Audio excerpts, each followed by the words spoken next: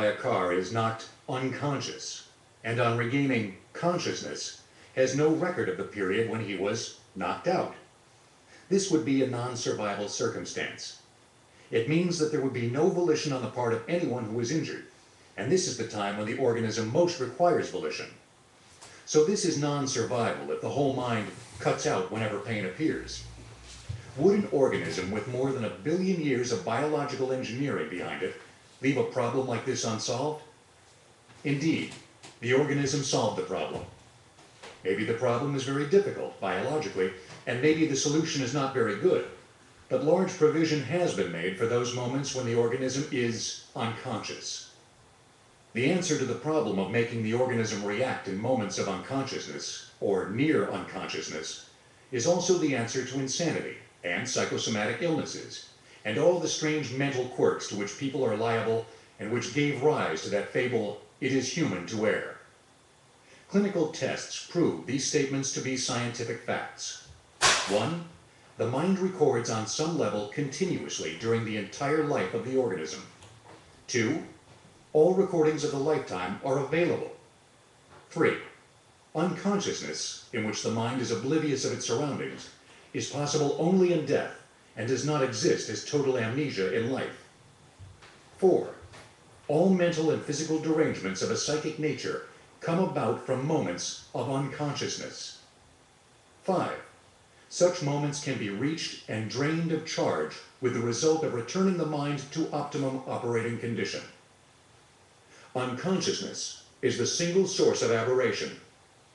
There is no such action as mental conditioning, except on a conscious training level, where it exists only with the consent of the person. If you care to make the experiment, you can take a man, render him unconscious, hurt him, and give him information. By Dianetic technique, no matter what information you gave him, it can be recovered. This experiment should not be carelessly conducted, because you might also render him insane. A pale shade of this operation can be obtained by hypnosis, either by its usual techniques or drugs. By installing positive suggestions in a subject, he can be made to act like an insane person. This test is not a new one. It has been well known that compulsions or repressions can be so introduced into the psyche. The ancient Greek was quite familiar with it and used it to produce various delusions. There is what is known as a post-hypnotic suggestion. An understanding of this can assist in understanding of the basic mechanism of insanity. The actions under both circumstances are not identical, but they are similar enough in their essence. A man is placed in a hypnotic trance by standard hypnotic technique or some hypnotic drug. The operator then may say to him, "When you awaken, there is something you must do. Whenever I touch my tie, you will remove your coat. When I let go of my tie, you will put on your coat. Now you will forget that I have told you to do this." The subject is then awakened. He is not consciously aware of the command. If told he had been given an order while asleep, he would resist the idea or shrug, but he would not know. The operator then touches his tie. The subject may make some remark about its being too warm, and so take his coat off. The operator then releases his tie. The subject may remark that he is now cold and will put his coat back on. The operator then touches his tie. The subject may say that his coat has been to the tailor's, and with much conversation finally explain why he is taking it off, perhaps to see if the back seam had been sewn properly. The operator then releases his tie, and the subject says he is satisfied with the tailor and so replaces his coat. The operator may touch his tie many times, and each time receive action on the part of the subject. At last, the subject may become aware, from the expressions on people's faces, that something is wrong. He will not know what is wrong. He will not even know that the touching of the tie is the signal which makes him take off his coat. He will begin to grow uncomfortable. He may find fault with the operator's appearance and begin to criticize his clothing. He still does not know the tie is a signal. He will still react and remain in ignorance that there is some strange reason he must take off his coat. All he knows is that he is uncomfortable with his coat on whenever the tie is touched, uncomfortable with his coat off every time the tie is released. These various actions are very important to an understanding of the reactive mind. Hypnotism is a laboratory tool. It is not used in Dianetic therapy, but it has served as a means of examining minds and getting their reactions. Hypnotism is a wild variable. A few people can be hypnotized, many cannot be. Hypnotic suggestions will sometimes take, and sometimes they won't. Sometimes they make persons well, and sometimes they make them ill. The same suggestion reacting differently in different people. An engineer knows how to make use of a wild variable. There is something which makes it unpredictable. Finding out the basic reason hypnotism was a variable helped to discover the source of insanity. And understanding the mechanism of the post-hypnotic suggestion can aid an understanding of aberration. No matter how foolish a suggestion is given to a subject under hypnosis, he will carry it out one way or another. He can be told to remove his shoes or call someone at 10 the following day, or eat peas for breakfast, and he will. These are direct orders, and he will comply with them. He can be told that his hats do not fit him, and he will believe that they do not. Any suggestion will operate within his mind unbeknown to his higher levels of awareness.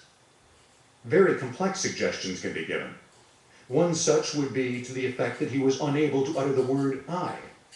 He would omit it from his conversation, using remarkable makeshifts without being aware that he was having to avoid the word. Or he could be told that he must never look at his hands, and he will not. These are repressions.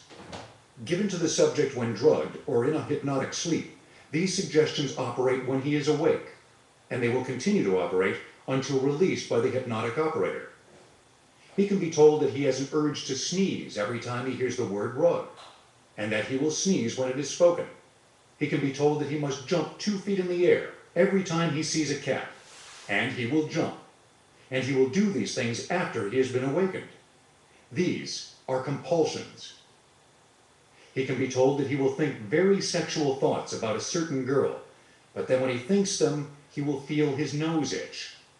He can be told that he has a continual urge to lie down and sleep, and that every time he lies down, he will feel that he cannot sleep.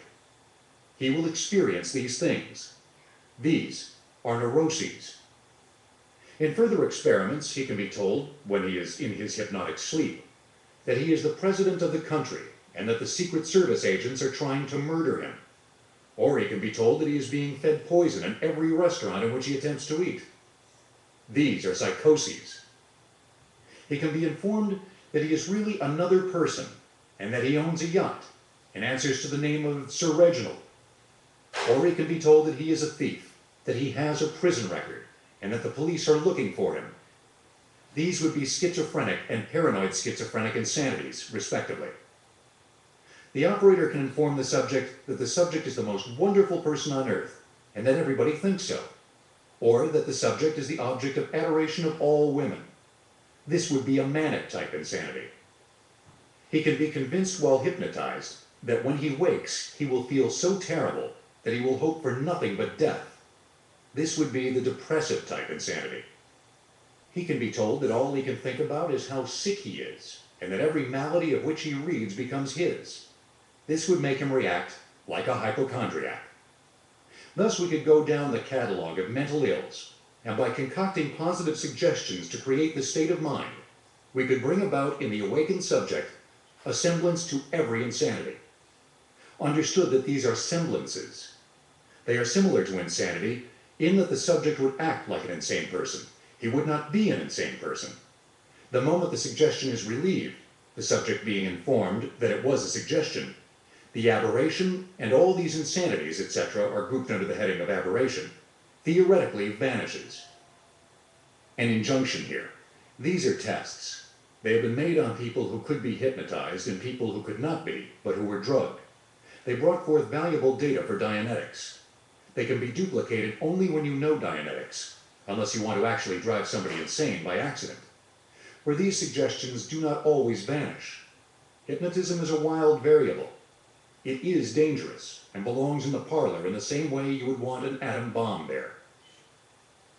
The duplication of aberrations of all classes and kinds in subjects who have been hypnotized or drugged has demonstrated that there is some portion of the mind which is not in contact with the consciousness, but which contains data. It was the search for this portion of the mind which led to the resolution of the problem of insanity, psychosomatic ills, and other aberrations. It was not approached through hypnotism, and hypnotism is just another tool. a tool which is of no use in the practice of Dianetics, and is indeed not needed at all. Here we have an individual who is acting sanely, who is given a positive suggestion, and who then temporarily acts insanely. His sanity is restored by the release of the suggestion into his consciousness, at which moment it loses its force upon him. But this is only a semblance of the mechanism involved. The actual insanity, one not laid now by some hypnotist, does not need to emerge into the consciousness to be released. There is this difference and others between hypnotism and the actual source of aberration, but hypnotism is a demonstration of its working parts. Review the first example of the positive suggestion. The subject was unconscious, which is to say, he was not in possession of complete awareness or self-determinism. He was given something he must do, and the something was hidden from his consciousness. The operator gave him a signal. When the signal occurred, the subject performed an act. The subject gave reasons for the act, which were not the real reasons for it. The subject found fault with the operator and the operator's clothing, but did not see that it was the tie which signaled the action. The suggestion was released, and the subject no longer felt a compulsion to perform the act. These are the parts of aberration. Once one knows exactly what parts of what are aberrations, the whole problem is very simple. It seems incredible at first glance that the source could have remained so thoroughly hidden for so many thousands of years of research. But at second glance, it becomes a wonder that the source was ever discovered, for it is hidden cunningly and well. Unconsciousness, of the non-hypnotic variety, is a little more rugged. It takes more than a few passes of the hand to cause unconsciousness of the insanity-producing variety. The shock of accidents, the anesthetics used for operations, the pain of injuries, and the deliriums of illness are the principal sources of what we call unconsciousness. The mechanism in our analog of the mind is very simple. In comes a destructive wave of physical pain or a pervading poison such as ether, and out go some or all of the fuses of the analytical mind. When it goes out, so go what we know as the standard memory banks. The periods of unconsciousness are blanks in the standard memory banks. These missing periods make up what Dianetics calls the reactive mind bank. The times when the analytical mind is in full operation, plus the times when the reactive mind is in operation, are a continuous line of consecutive recording for the entire period of life. During the periods when the analytical mind is cut out of circuit, in full or in part, the reactive mind cuts in full or in part. In other words, if the analytical mind is unfused, so that it is half out of circuit, the reactive mind is half in circuit. No such sharp percentages are actually possible, but this is to give an approximation. When the individual is unconscious, in full or in part, the reactive mind is cut in full or in part. When he is fully conscious, his analytical mind is fully in command of the organism. When his consciousness is reduced, the reactive mind is cut into the circuit just that much. The moments which contain unconsciousness in the individual are contra-survival moments by and large. Therefore,